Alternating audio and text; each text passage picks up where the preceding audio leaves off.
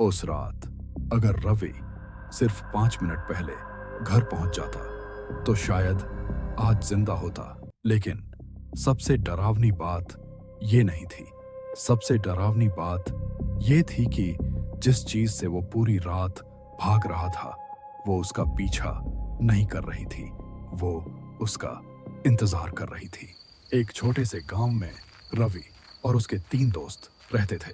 चारों साइंस के स्टूडेंट थे। उन्हें पूरा यकीन था कि भूत, प्रेत, आत्माएं ये सब सिर्फ अंधविश्वास है।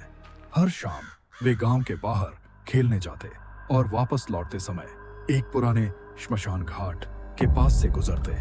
गांव वाले सूरज ढलने के बाद उस रास्ते पर जाना भी पसंद नहीं करते थे, लेकिन रवि और उसके दोस्त उसी श्मशान के सामने खड़े होकर भूतों का मजाक उड़ाते थे। कभी रवि जोर से चिल्लाता, अरे भागो, भूत आ गया, और अगले ही पल चारों जोर जोर से हंसने लगते। उन्हें लगता था कि साइंस के जमाने में भूत जैसी कोई चीज हो ही नहीं सकती। लेकिन हर मजाक एक दिन अपनी कीमत जरूर वसूल करता है। उसी शाम एक बूढ़ा आदमी धीरे धीरे उनके पास आया। उसकी आंखों में अजीब सा डर था। उसने रवि से कहा, बेटा अंधेरा होने से पहले घर चल जा, इस जगह का मजाक मत उड़ा। रवि हल्का सा मुस्कुराया और बोला, अगर भूत होते तो अब तक मिल चुके होते। बूढ़ा आदमी कुछ नहीं बोला, बस जाते जाते एक बात कह गया, हर चीज साइंस से समझ नहीं आती। धीरे धीरे शाम रात में बदल गई। रवि के तीनों दोस्त बाजार वाले रास्ते से चले गए, लेकिन रवि को घर जल्दी पहुंचना था, इसीलिए उसने श्मशान वाला शॉर्टकट चुन लिया। शुरुआत में सब कुछ बिल्कुल सामान्य था, लेकिन जैसे ही वो श्मशान के पास पहुंचा, हवा अचानक ठंडी हो गई। पेड़ अपने आप हिलने लगे।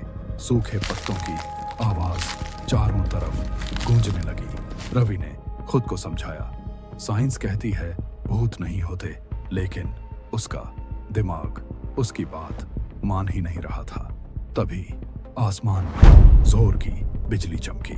सिर्फ एक पल के लिए पूरा श्मशान रोशनी से भर गया और उसी एक पल में रवि ने किसी को देखा। सफेद कपड़ों में एक आदमी बिल्कुल चुप, बिल्कुल स्थिर दूर खड़ा था। अगले ही पल सब कुछ फिर अंधेरे में डूब गया। रवि ने खुद से कहा, यह सिर्फ मेरा वहम है।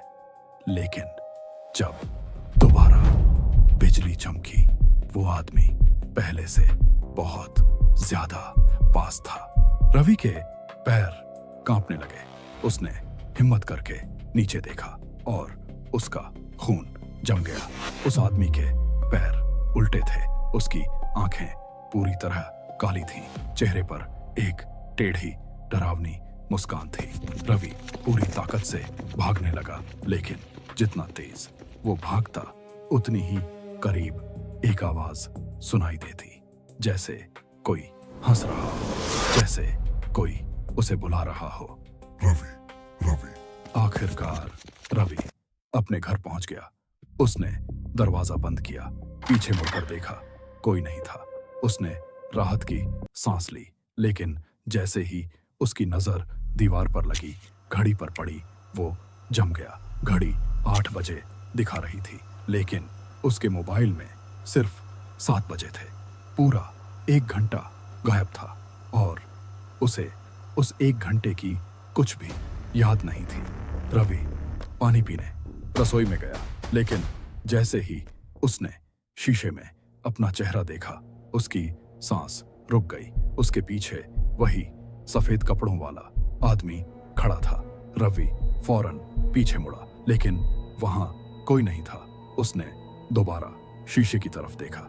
इस बार वो मुस्कुराया और धीरे से बोला, रोज मेरा मजाक उड़ाते थे ना, अब मैं तेरे साथ घर आ गया हूँ। उस रात के बाद रवि कभी दोबारा नजर नहीं आया, लेकिन गांव वाले आज भी कहते हैं कि रात के अंधेरे में उस श्मशान के पास 4 लड़कों की हंसी सुनाई देती है और उनमें से एक आवाज रवि की होती है।